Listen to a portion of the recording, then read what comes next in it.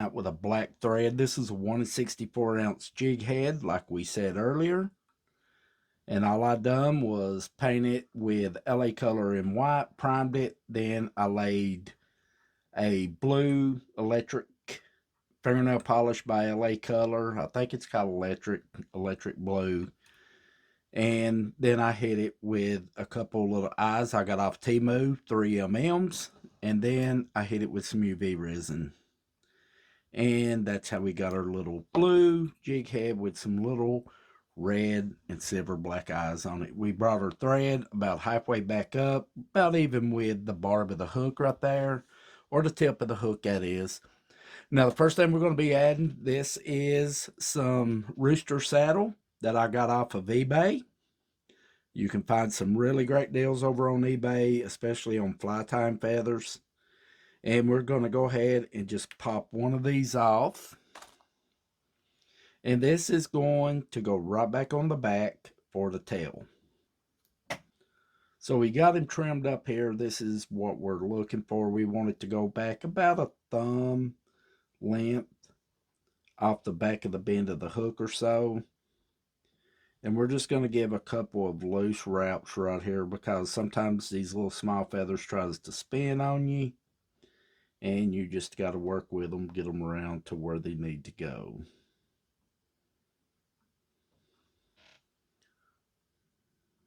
There we go.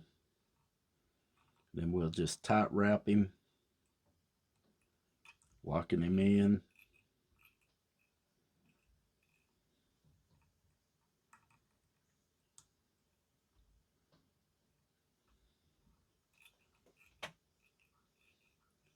And we got that done there.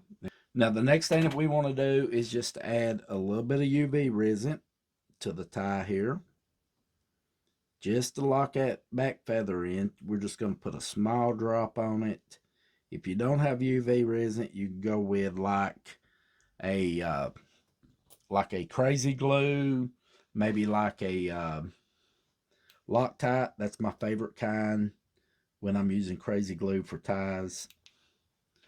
Now the next thing we're going to be adding is, I got these at Hobby Lobby. I gave like $3 and some change for them. You can just see the patterns in them. And this is what we're using. You can go back to the crafting section. They've got all kinds of different feathers, from peacock feathers and everything there. So this is what we're going to be adding. And we're just going to go ahead and we're just going to bend these over. And then kind of pinch them up. We don't want many on this tie. It is a 1/64 ounce jig. These would be great also for like fly tying. So we'll just measure them out. And what I want this to do is to come back to about to the bend of the hook. I don't want it to go back across this little small tail that we put on it here. So we'll go ahead and get him cut. And then we're going to lay it right back behind that jig head. Give him a couple of loose wraps. Then I want to look at him, see what we got here. And then I'm just going to go ahead, push forward, and I'm just going to wrap this around the shank of that hook the best that I can. It doesn't have to go all the way around. This is an excellent little bluegill, trout type, natural type jig that we're tying here.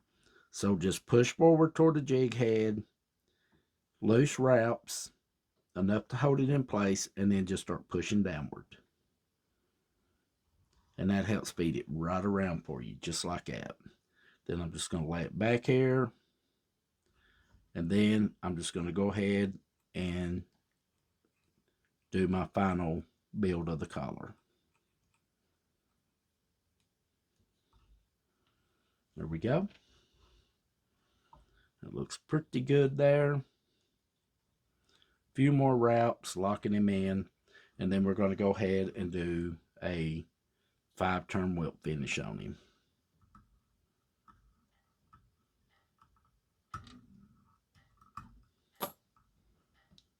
Seat him in good.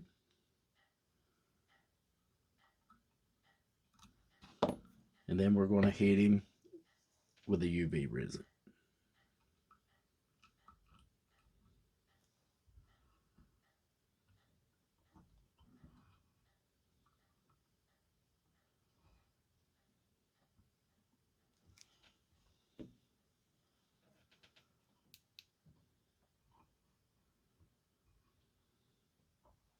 If you liked the video, guys, hope you give us a thumbs up. Check the playlist out down below.